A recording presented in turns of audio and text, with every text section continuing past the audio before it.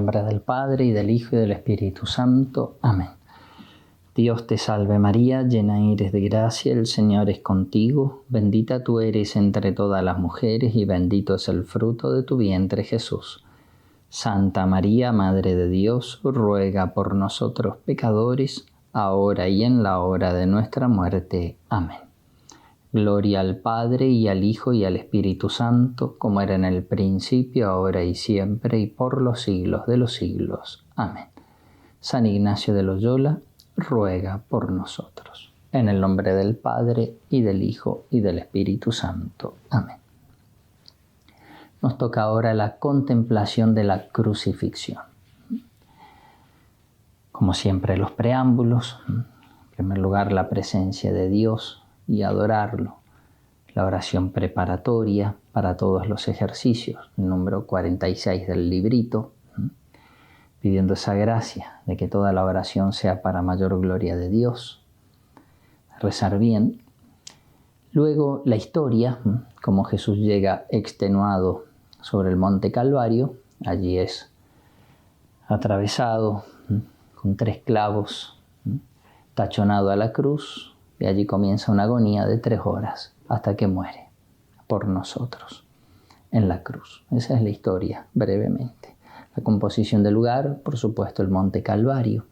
Ese monte es como Calvario, viene de calavera, un monte redondeado, donde en las afueras, en la época de Jesús, en las afueras de Jerusalén, donde el Señor fue crucificado junto con los ladrones. Y la petición, siempre fundamental, petición que se puede repetir, que se puede insistir sobre ella y sobre todo volver en los coloquios, ¿no? Esa hermosa petición que nos hace hacer San Ignacio. Dolor con Cristo doloroso, quebranto con Cristo quebrantado, lágrimas, pena interna de tanta pena que pasó por mí.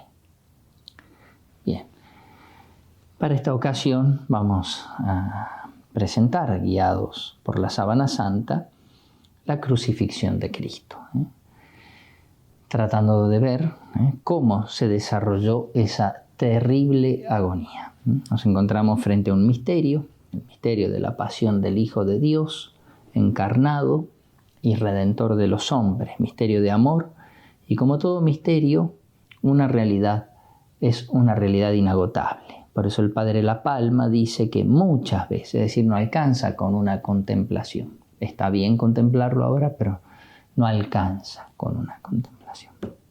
Entonces, muchas veces y con mucha atención y reverencia, tenemos que considerar cuánto largo tiempo y con cuántos graves tormentos ha estado nuestro Redentor sobre la cruz.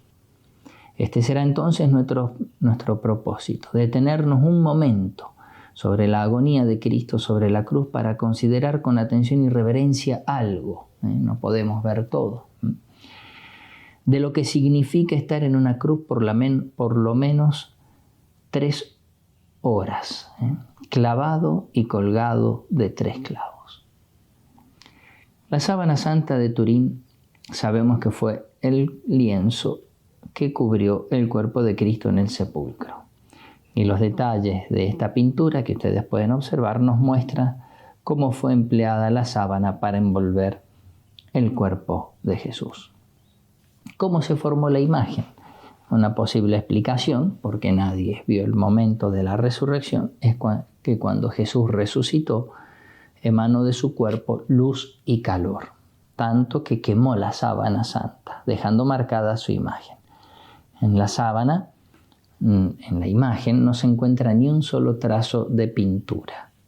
La tela, como pueden observar ustedes en la diapositiva, que estaba más cerca del cuerpo se quemó más, la que estaba más distante se quemó menos. Luego los científicos han establecido para cada tonalidad de la imagen un número y para cada número una altura, y así han obtenido una imagen tridimensional perfecta. En la sábana santa, los suplicios sufridos por Cristo han dejado unas huellas tan claras que se puede leer sobre el tejido toda la narración de la pasión como si se tratara de un libro. ¿Y para qué nos deja Jesús esta fotografía? para que de alguna manera podamos medir de alguna manera sus sufrimientos.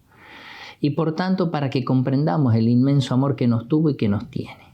Buscaremos de conocer un poco más esos sufrimientos para amarlo más, porque nadie ama lo que no conoce.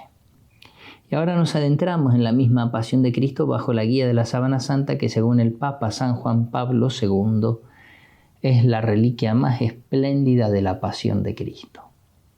En este capítulo entonces vamos a considerar la crucifixión. Entrando de lleno en el tema de la crucifixión, los estudios hechos sobre la Sábana Santa nos indican que con Cristo se utilizó la técnica violenta para crucificar. ¿Qué quiere decir esto? Quiere decir que con Cristo se usaron clavos y no sogas. Era otra técnica. El uso de clavos está confirmado también por el apóstol Santo Tomás, cuando después de la resurrección, como dice el Evangelio de San Juan, capítulo 20, dijo: si no veo en sus manos la señal de los clavos y no meto mi dedo en el agujero de los clavos, 2 veces dice clavos, y no meto mi mano en su costado, no creeré. Entonces, en primer lugar, uso de clavos. En segundo lugar, la técnica violenta quiere decir que no se usó el cedile. Ahora podemos ver una cruz con este elemento fundamental, el cedile o sostén alperíneo, también llamado corno. Se trata de un elemento que se agregaba a la cruz, más o menos a la altura de la cintura del condenado, y sobre el cual el crucificado podía apoyarse, como cuando uno se sube sobre una montura. De este modo, el condenado, apoyado sobre este sostén, podía respirar sin ninguna dificultad. Se trata de un elemento que servía para que la crucifixión no fuese tan cruel, ya que con el cedile un hombre de estatura normal no podía ir al encuentro de la asfixia, siendo imposible el desplome del cuerpo. Esto hacía que un crucificado podía llegar a estar muchas horas e incluso días sobre la cruz.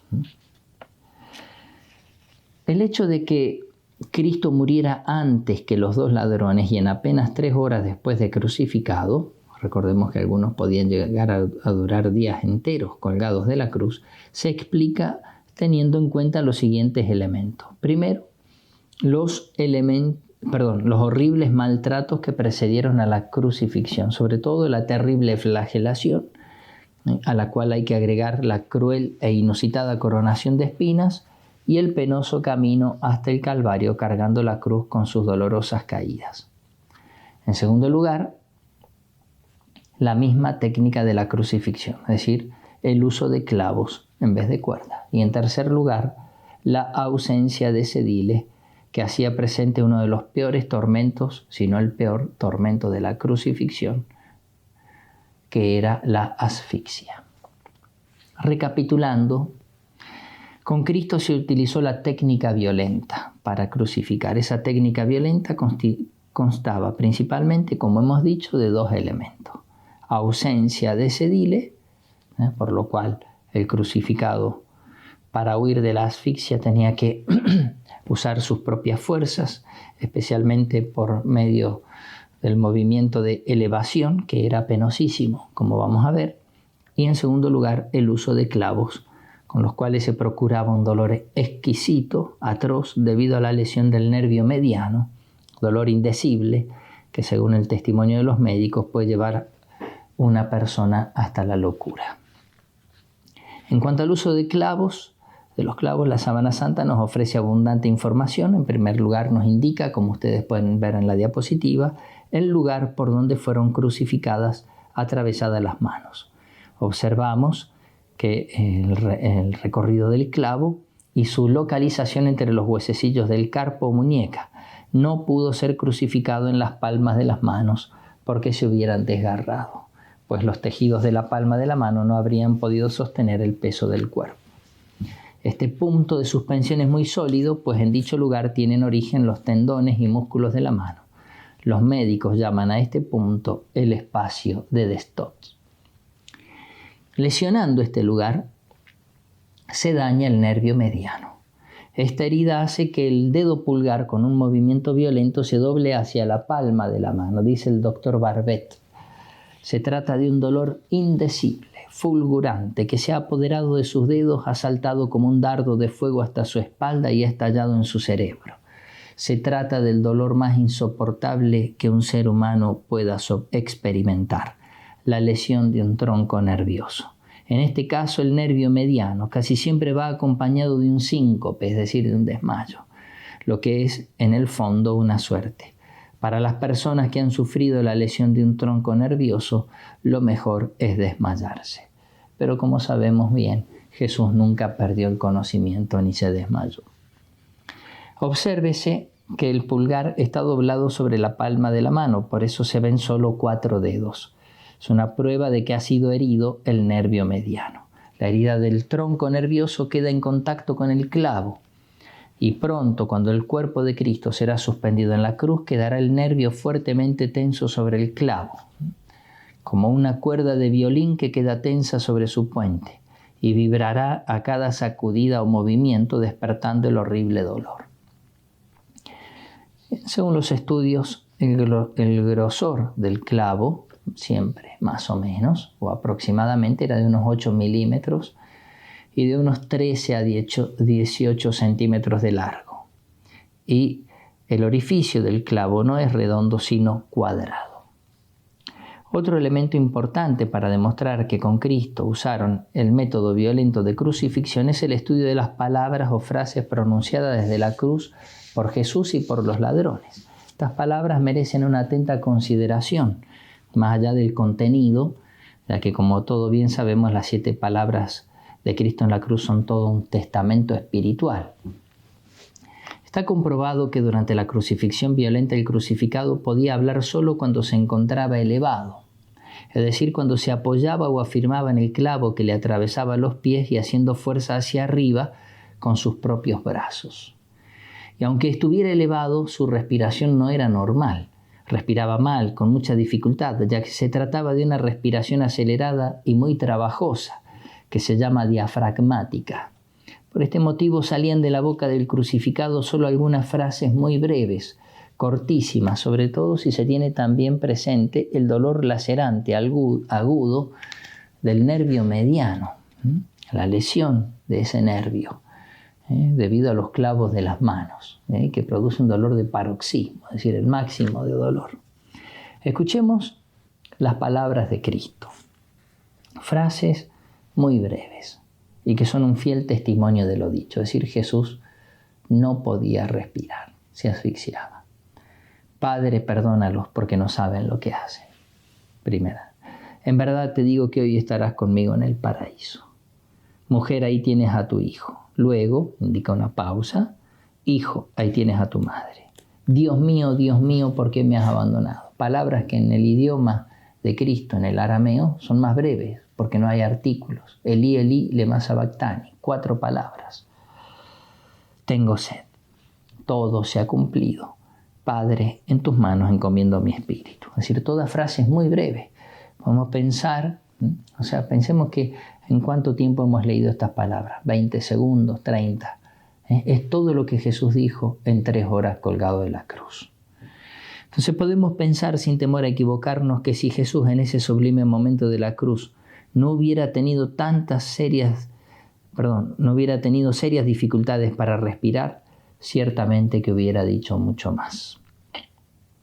Analicemos ahora las palabras de los ladrones, sobre todo la del buen ladrón, como dice el evangelista San Lucas, capítulo 23.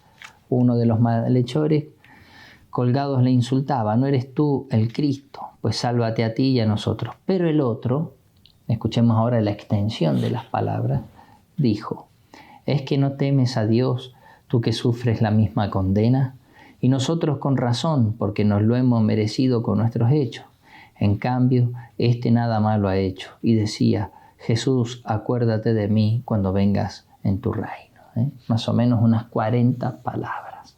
Entonces la frase de los 2 ladrones, especialmente las del buen ladrón, revelan lo siguiente: una gran calma admirable y una sensatez extraordinaria, que ciertamente no son conciliables con el estado de sobreexcitación de quien tiene los nervios medianos lesionados y destrozados por 2 clavos.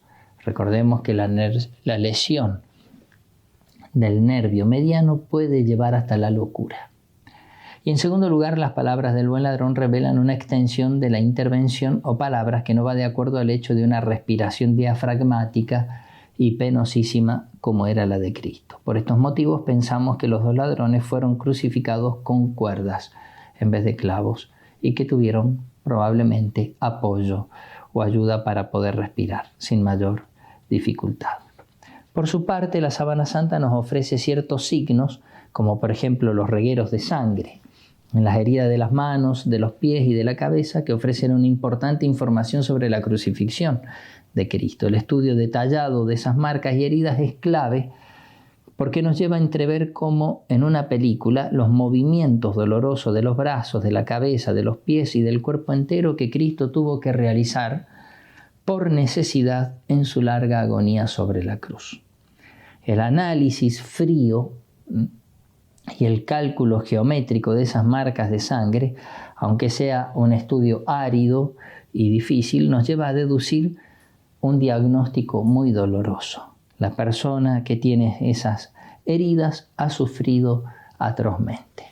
Al mismo tiempo, este estudio y este importante diagnóstico se convierten para nosotros en altísima teología, porque nos revela a los hombres el misterio del amor del Verbo encarnado, amor de Cristo en la máxima expresión del amor, que es darse a sí mismo hasta la muerte, y sobre todo la muerte de cruz con todo lo que eso significa. Por eso, este estudio de los sufrimientos de Cristo no es algo de mera curiosidad, sino que es altísima teología. Nuestro Señor había dicho: nadie tiene amor más grande que aquel que da la vida por los amigos, y Cristo la dio por nosotros pecadores. ¿Y de qué modo? En la cruz. Como dice San Bernardo, Jesús quiso sufrir mucho por amor a nosotros para que también nosotros lo amemos con todo el corazón. Antes de entrar de lleno en el análisis de las marcas de sangre, no nos olvidemos de aquel gesto maravilloso de nuestro Señor cuando Jesús llegó al Calvario. ¿Qué hicieron? Le dieron de beber un vino mezclado con hiel o vino mirrado. ¿De qué se trata? Se trata de un narcótico, una bebida que mitigaba o suprimía el dolor, produciendo adormecimiento general o local, y se daba a los condenados a muerte. Pero como narra el Evangelio de San Mateo, Cristo, después de probarlo, no quiso beberlo. Es decir, Jesús no lo quiso beber, porque la entereza con que Jesús va a soportar la pasión no tenía que ser efecto de un narcótico, de una anestesia, de un analgésico, sino fruto de su fortaleza y de su amor a los hombres. En relación a la crucifixión es importante el estudio de la marca de sangre que en la Sábana Santa aparece sobre la herida de la muñeca de la mano izquierda. Hay más heridas que están en relación con la crucifixión, pero nosotros, por motivos de tiempo, nos vamos a detener solo en esta. Esta maravillosa llaga, con sus 2 regueros de sangre, nos revela datos de gran interés. Por ejemplo, que el cuerpo de Cristo en la cruz debió, por su larga agonía, someterse principalmente a 2 movimientos. En primer lugar, el de abajamiento, que también podemos llamar desplome, hundimiento o descenso, en el cual todo el peso del cuerpo de Cristo se apoyaba únicamente o casi sobre los clavos de las manos. Jesús que se desplomaba, se dejaba caer, el abajamiento. Y el movimiento de elevación, en segundo lugar, con el cual Cristo evitaba la asfixia y podía pronunciar algunas palabras. Para eso tenía que hacer un gran esfuerzo con sus brazos, haciendo leva y girando las manos sobre los clavos, y con los pies que hacían fuerza y se apoyaban sobre un clavo. El doble reguero de sangre en la mano izquierda, súper evidente en la Sábana Santa, cuya abertura es de 35 grados, da razón más que suficiente de la doble posición de abajamiento y elevación de Cristo en la cruz. La sangre de las heridas, por la ley de la gravedad, siempre se dirigen hacia abajo, en línea directa, pero si de una misma herida, punto o fuente de origen, encontramos que hay regueros con distintas direcciones, quiere decir que esas partes del cuerpo han cambiado de posición, por ejemplo, la cabeza, las manos y los pies. Se trata de una herida preciosa porque nos permite una investigación rica de aplicaciones para poder llegar a conocer algo, como hemos dicho, del cómo era el método violento de la crucifixión romana y por lo tanto conocer algo de cómo fue la terrible agonía de Cristo en la cruz. De lo primero que nos habla esta llaga es sobre el gran descenso, ese hundimiento o abajamiento, desplome de Cristo en la cruz. Luego de haber sido clavado las manos sobre el patíbulo, palo horizontal, y después de que los verdugos elevaron el patíbulo para colocarlo sobre el estipes o palo vertical, habremos construido el primer momento de la crucifixión. Pensemos que estamos delante de uno de los momentos más trágicos de la pasión de Cristo, ya que Cristo fue dejado por unos momentos con los pies por el aire, permaneciendo colgado totalmente solo de 2 clavos, los clavos de las manos. Entonces, primero crucificado en las manos y luego los pies quedaron en el aire hasta que los verdugos toman los pies de Cristo y allí con un solo clavo le atraviesan sus pies.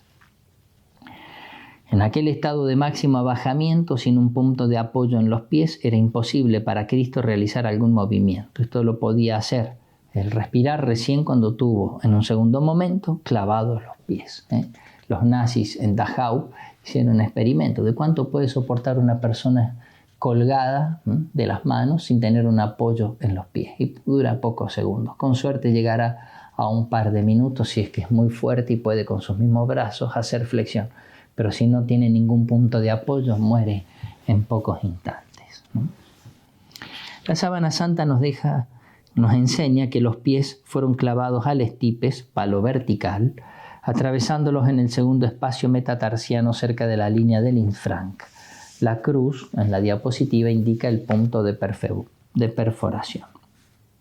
Con los experimentos hechos se ha constatado que no es difícil poner los pies uno sobre otro y clavarlos con un solo clavo. La posición del clavo permite que los pies se apoyen en él firmemente. Segundo momento, la dolorosa elevación. Después del gran descenso o abajamiento, de lo segundo que nos habla esta llaga es sobre la dolorosa elevación de Cristo en la cruz. Según Monseñor Ricci, Cristo ha tenido que transcurrir la mayor parte de las 3 horas de agonía en estado de elevación, en esa posición. Y es lo evidente si se piensa que en el estado de abajamiento era inevitable la asfixia.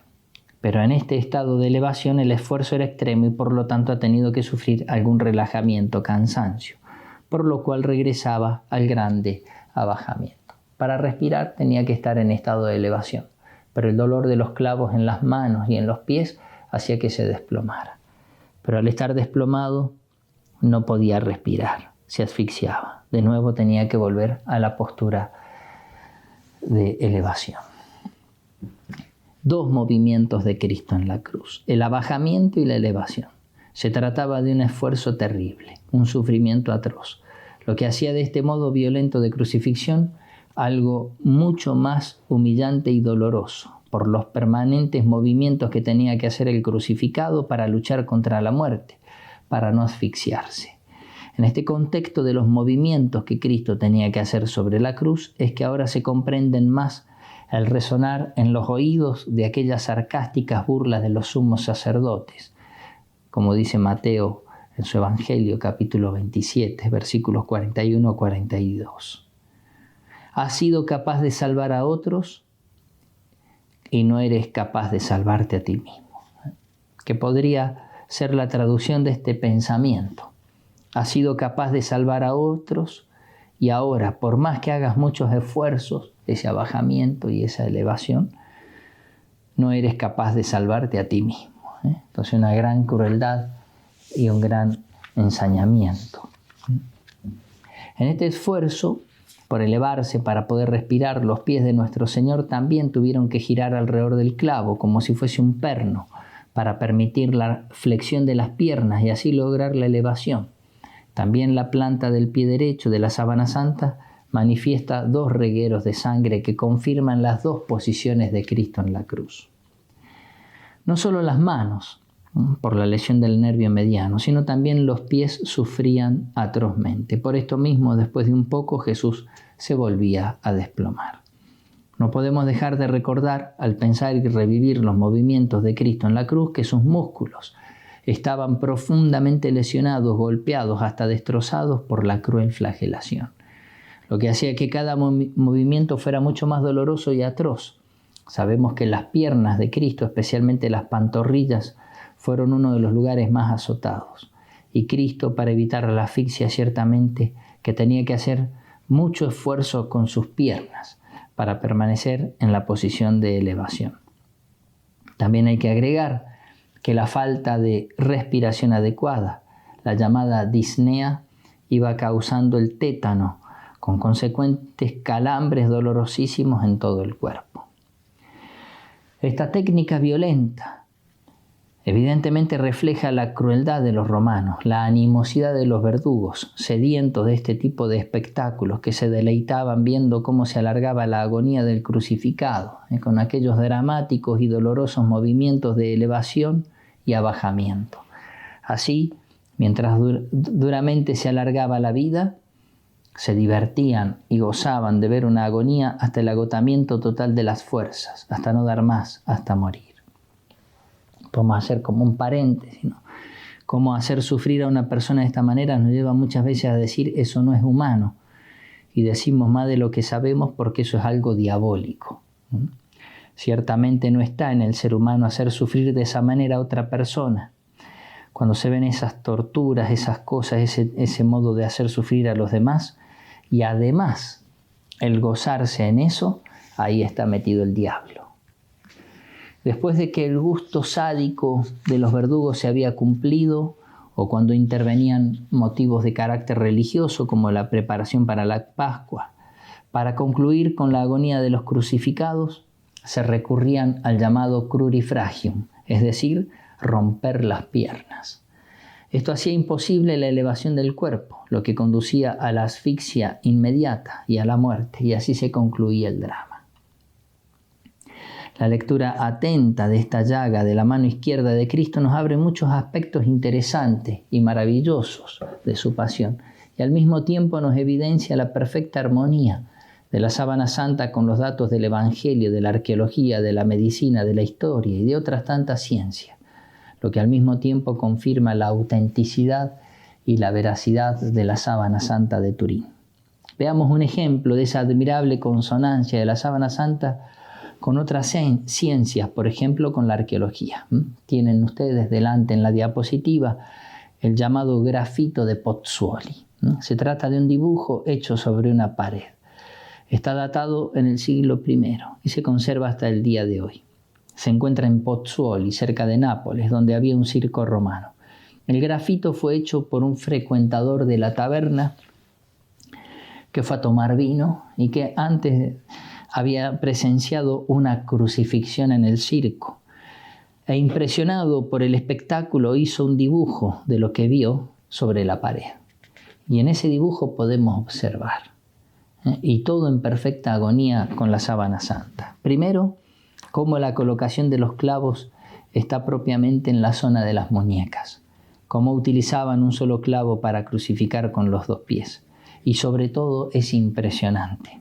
Es patente el gesto de asfixia en el crucificado de Pozzuoli. Gesto que quedó grabado en la mente del que hizo ese grafito. La asfixia del crucificado es evidente por la expresión de la boca abierta, como mostrando hambre de aire, y por el signo de las costillas que están muy marcadas o pronunciadas.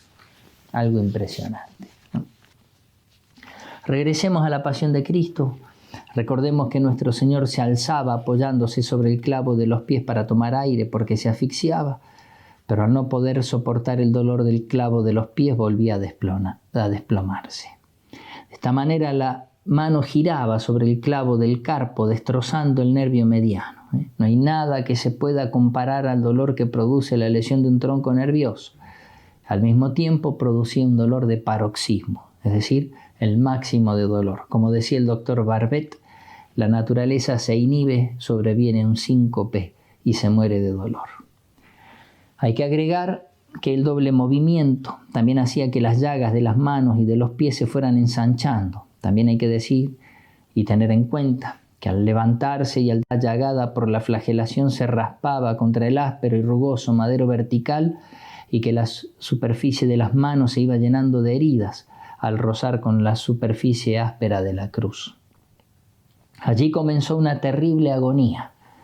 Fueron 3 horas interminables. Tener que sostener su cuerpo de las manos clavadas era la tortura más atroz de la crucifixión. Y a todos estos tormentos se suma la asfixia. Cristo debía sentir la sensación de un ahogo progresivo, una falta de respiración de lo más desagradable. El corazón trabaja más, sus latidos se aceleran y se debilitan. De ahí sigue cierto estancamiento de la sangre en los vasos sanguíneos de todo el cuerpo. Y como la oxigenación se realiza mal en los pulmones porque funcionan insuficientemente, se produce una sobrecarga de ácido carbónico que provoca una excitación de las fibras musculares y en consecuencia se produce una suerte de tétano en todo el cuerpo, calambres y tirantes de los músculos. El doctor Hinex afirmaba al respecto: es la muerte más horrible y espantosa que puede encontrarse. San Lorenzo Justiniano dice que la muerte de Cristo fue la más amarga y dolorosa de todos porque fue sin el mínimo consuelo.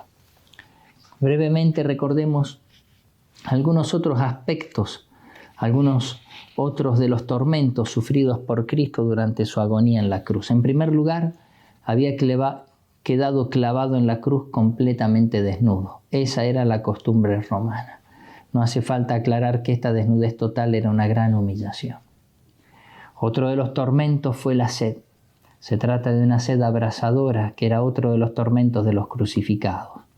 Una sed causada por la fiebre alta, por la pérdida de sangre y por la abundancia de sudor derramado. Y si Jesús tuvo una fiebre alta, también tuvo que sentir un frío intenso, como nos pasa a nosotros, porque además estaba totalmente desnudo y expuesto al aire de abril, pleno otoño. Escribe el evangelista San Juan: sabiendo Jesús que ya estaba todo cumplido, dijo: tengo sed. El doctor Barbet habla de otro tormento. Las llagas de Jesús debían estar infectadas por la tierra que habían recogido y por las diferentes porquerías que los verdugos le habrían echado encima. Sobre algunas heridas se habrían formado incluso falsas membranas con segregación de suero y pus. Consecuencia de esto es que numerosas moscas y otros insectos revolotearían alrededor de su cuerpo y se posarían en sus llagas, imposible de espantarlas. También se cebarían sobre su rostro. Mientras lo estaban crucificando, Jesús decía, Lucas 23:34, Padre, perdónalos porque no saben lo que hacen. Comenta el padre Bover, no hay en todo el Evangelio palabras más conmovedoras que estas. Torturado por los dolores atroces de la crucifixión, abrasado de sed y ardiendo en fiebre, abrumado por la humillación y la vergüenza, ultrajado por sus insolentes enemigos allí presentes, no pide que baje fuego del cielo y los consuma. Al contrario, lleno de misericordia, pide al Padre perdón para ellos. Jamás persona alguna ha mostrado tanta nobleza, tanta elevación moral, tanta grandeza de alma, tanta generosidad y más que nada tanta bondad y tanta caridad de corazón como muestra Jesús con estas palabras. Padre, perdónalos, porque no saben lo que hacen. Y fue aquí desde la cruz donde Cristo pronunció más que una palabra, un grito desgarrador. Elí, Elí, lema sabactani. Dios mío, ¿por qué me has abandonado? Se trata, como dice el padre Castellani, de una frase de dimensión infinita. Hacia las 3 de la tarde, en medio de una sed abrasadora, Jesús gritó a gran voz. Por lo tanto, todos escucharon un gran lamento repitiendo las palabras del Salmo 21, donde se habla largo y detalladamente sobre la pasión de Cristo. Dios mío, ¿por qué me has abandonado? Cristo se había identificado con nosotros los pecadores, se sintió pues el gran pecador, identificado con todos los pecadores del mundo, como dice San Pablo, quien no conoció pecado se hizo pecado por nosotros. Por eso Cristo se sentía separado del Padre y lo sufría infinitamente en su corazón, sufrimiento infinitamente más grande que todos los sufrimientos físicos juntos. En este momento crucial de la pasión, Jesús nos ofrece lecciones admirables. Por ejemplo, si bien es cierto que el silencio de Cristo era necesario para darnos ejemplo de paciencia, también era necesario hacernos saber que era mucho el sufrimiento que sentía en su alma. Para entender que realmente sufría mucho en su cuerpo, bastaba con ver cómo todo él era una llaga viva, desde los pies hasta la cabeza. Bastaba con ver el rostro de Cristo todo desfigurado. pero para que entendiéramos que su espíritu no era de piedra y para enseñarnos que tan intensamente y tan vivamente había sentido en su corazón los insultos, la desnudez, los ultrajes, las burlas, las humillaciones, las torturas. Jesús, que por tanto tiempo no se había lamentado, ahora, para hacernos entender lo que sentía dentro de su corazón, pronunció ese grito desgarrador: Elí, Elí, lema sabactani. Dios mío, ¿por qué me has abandonado? De esta manera, con este clamor, sabemos y tenemos certeza de la misma boca de Cristo, que no eran menos los sufrimientos interiores en comparación con aquellos sufrimientos exteriores. Entonces, en la cruz, y cada vez que contemplemos el crucifijo en nuestras casas, en nuestras iglesias, encontramos dolor físico, el más grande e impresionante: estar colgado de 3 clavos por 3 horas, sufriendo la asfixia. Dolor espiritual el más grande, la desolación más grande de la historia. Dios mío, ¿por qué me has abandonado? Después de unos instantes, Cristo murió. Y como narra el evangelista San Juan, uno de los soldados le atravesó con su lanza el costado y al instante salió sangre y agua. Con Cristo no se hizo uso del crurifragium, el romper las piernas, porque ya estaba muerto. Por eso le atravesaron el corazón con una lanza, solo para comprobar que había muerto. Sí, con los ladrones. Y por eso, una vez que le destrozaron las piernas, no pudieron respirar más y murieron en pocos instantes. La herida está situada, la herida del costado, entre la 5ª y la 6ª costilla. La lanza atravesó el 5º espacio intercostal, penetró por el pulmón derecho y tras un recorrido de unos 10 centímetros alcanzó la aurícula derecha, la cual suele contener sangre líquida en los cadáveres recientes. Dice el doctor Marino Molina que en agonías excepcionalmente dolorosas el agua del pericardio es abundante. Concluyendo, el doctor Hynek reflexionaba, contemplando toda la crucifixión siguiendo la sábana santa. Nunca hubiera podido creer, ni imaginar siquiera, que la crucifixión tuviera tanto de atroz y de cruel como nos lo da a entender la sábana santa con su mudo pero elocuentísimo lenguaje. La crucifixión excede en crueldad a todo cuanto podamos imaginar. Para nosotros que sabemos el valor inmenso, infinito de los sufrimientos del Redentor, que han obrado nuestra salvación, estas investigaciones sobre la sábana santa, al mismo tiempo que nos lleva a una reflexión amorosa de sus indescriptibles dolores, nos enseña todavía más los horizontes sin límites del amor de Cristo paciente, del amor de Cristo por cada uno de nosotros, de Cristo que se entregó por mí, pagó por mí, tomó mi lugar, como dice San Pablo en la carta a los Gálatas. No nos olvidemos que el sacrificio de Cristo, para ir terminando, el sacrificio de Cristo en la cruz se renueva de modo incruento en cada Santa Misa. Lo indican las mismas palabras de la consagración: cuerpo entregado, sangre derramada. En cada Santa Misa que participamos podemos vivir, como lo vivían los santos, la pasión de Cristo. Como por ejemplo San Pío de Pietrelcina, que revivía toda la pasión de Cristo durante la misa. De tal manera que una vez que le preguntaron: Padre, ¿no se cansa de estar tanto tiempo parado? Él respondió: no estoy parado, estoy colgado. De tal manera como se identificaba con Cristo. Jesús, queridos ejercitantes, quiere que tengamos presentes, es decir, que meditemos, que contemplemos, que miremos mucho su pasión. Así se lo dijo a Santa Gema Galgani. Cuenta Santa Gema que Jesús crucificado le decía: mira, hija, mira y aprende cómo se ama. Y me mostró sus 5 llagas abiertas. Mira esta cruz, estas espinas, estos clavos, esta lividez, estos desgarrones, estas llagas y esta sangre. Todo es obra de amor y de amor infinito. Ve hasta qué extremo te he amado. ¿Quieres amar de verdad? Aprende antes a sufrir. El sufrir enseña a amar. Por último, la memoria de la Virgen. ¿Quién puede describir los dolores de la Virgen? Si no podemos describir los dolores del Hijo, ¿cuántas lágrimas habrá derramado la Virgen? Y a pesar de todo esto, la Virgen María estaba allí, al pie de la cruz, de pie, como dice San Juan. Estaba junto a la cruz de Jesús, su madre. Que la Virgen de los Dolores entonces nos alcance la gracia de llevar siempre a nuestros corazones la pasión de Cristo. Como dice el Stabat Mater: Santa Madre, esto te pido, que se imprima en mi sentido la dolorosa pasión, que conmigo dividida la lleve toda la vida dentro de mi corazón. Y como nos enseña San Ignacio también en los coloquios, aprender a hacernos esas preguntas ante Cristo crucificado, ante Cristo colgado por mí en la cruz. ¿Qué hice por Cristo?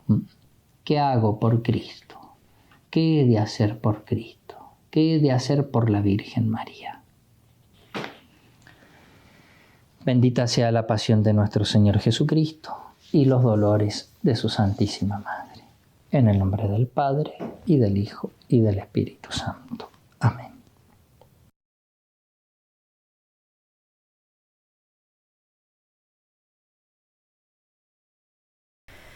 Material extra de los ejercicios espirituales con textos de Santa Teresa. Nos traslademos mentalmente al Calvario. Con esta meditación vamos a estar un poco más cerca de Él en su pasión y en el Calvario para llegar más preparados a la Pascua. En la doctrina de la cruz de Cristo está la clave de todo el Evangelio. La cruz es la suprema epifanía de Dios, que es amor. Por eso no es raro que la predicación de los apóstoles se centre en la cruz de Cristo. Sin embargo, la cruz de Jesús es un gran misterio, escándalo para los judíos, locura para los gentiles, pero es fuerza y sabiduría de Dios para los llamados, judíos o griegos. Toda su pasión nos interesa.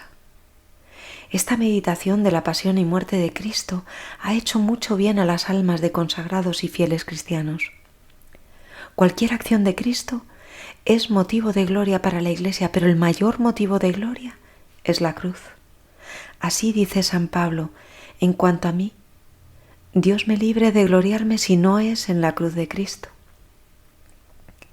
Estando en ejercicios con propósito de cambiar nuestra vida, ahora al contemplar su pasión encontraremos motivo y fuerza para intentarlo y con su gracia lograrlo. San Ignacio, en el coloquio número 53 del libro de los ejercicios, dice: imaginando a Cristo nuestro Señor delante y puesto en cruz, considerando cómo de criador ha venido a hacerse hombre y de vida eterna a muerte temporal y así a morir por mis pecados. Contemplemos al crucificado desde nuestra condición de pecadores. Podemos haber perdido el sentido del pecado como ofensa a Dios. Ya nada es pecado. Pero si le miramos bien, veremos la gravedad de pecar. Si alguno de nosotros pensaba que nuestros pecados no tienen importancia, que son poca cosa, debemos mirar despacio al crucifijo, ver el estado en el que se encuentra nuestro Señor. Cristo murió por nuestros pecados. Los hechos cuentan que al oír aquella terrible acusación, vosotros habéis crucificado a Jesús de Nazaret, los presentes se sintieron con el corazón traspasado y preguntaron a Pedro: ¿qué tenemos que hacer, hermanos? Pedro les contestó: arrepentíos. Qué grave cosa es el pecado que bastó para matar a Dios con tantos dolores. ¿A dónde podéis ir que no os atormente? No hay que pensar en grandes pecados ni en los peores hombres cargados de odio contra Dios. Los que llevaron a Jesús a la cruz no fueron pecados tan graves. A veces pensamos en la pasión de Cristo como si fuera un teatro con personajes y pecados distintos a los nuestros, y en realidad bastaron unos pocos pecados de los que cometemos la mayoría a diario sin darles importancia, y que son los que pusieron a Jesús en la cruz. ¿Qué pecados llevaron a Jesús en la cruz? La envidia de unos pocos, la debilidad de unos pocos, la cobardía de unos pocos, la indiferencia de unos pocos. Tenemos que tomárnoslo en serio y ver qué graves son los pecados.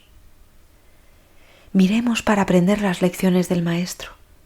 La cruz es una cátedra y el crucificado el Maestro, pero nunca tan Maestro como en la cruz. Allí nos enseña a sufrir con su ejemplo. Allí nos enseña a orar porque la cruz crea un clima de oración. Allí nos enseña a perdonar. Allí nos enseña a ser apóstoles porque allí se comprende el valor de las almas por las que muere. Allí nos enseña a morir como, dónde y cuando Dios quiera. ¿Nosotros podemos hoy mirarlo como los de su tiempo? Claro que sí. Jesucristo es el mismo ayer, hoy y siempre. Y nos vendrá muy bien para convertir un poco más nuestro corazón. Nuestra mirada a Jesús crucificado es una referencia durante todo el año, pero de una manera especial durante estos ejercicios, como dice la santa. Tenía tan poca habilidad para con el entendimiento representar cosas que, si no era lo que veía, no me aprovechaba nada de mi imaginación. Yo solo podía pensar en Cristo como hombre, mas es así que jamás le pude representar en mí, por más que leía su hermosura y veía imágenes, sino como quien está ciego a oscuras, que aunque habla con una persona y ve que está con ella porque sabe cierto que está allí, de esta manera me acaecía a mí cuando pensaba en nuestro Señor. Miremos cómo Cristo nos está mirando, siempre con amor, dándonos siempre la oportunidad de enderezar el rumbo de nuestra vida. Debemos mirarle y rezar aunque nos hayamos equivocado. Las lágrimas limpian el corazón, con ojos de ternura nos mira a cada uno. Nunca quita vuestro esposo los ojos de vosotras. Haos sufrido 1000 cosas feas y abominaciones contra él, y no ha bastado para que os deje de mirar. Pues si nunca le miramos ni consideramos lo que le debemos y la muerte que pasó por nosotros, no sé cómo le podemos conocer ni hacer obras en su servicio, porque la fe sin ellas y sin ir llegadas al valor de los merecimientos de Jesucristo, bien nuestro, ¿qué valor pueden tener?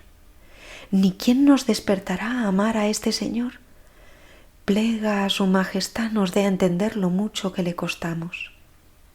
Miradle atado a la columna, lleno de dolores, todas sus carnes hechas pedazos por lo mucho que os ama. Cuando pienses en el Señor o en su vida y pasión, acuérdate de su mansísimo y hermoso rostro, que es grandísimo consuelo.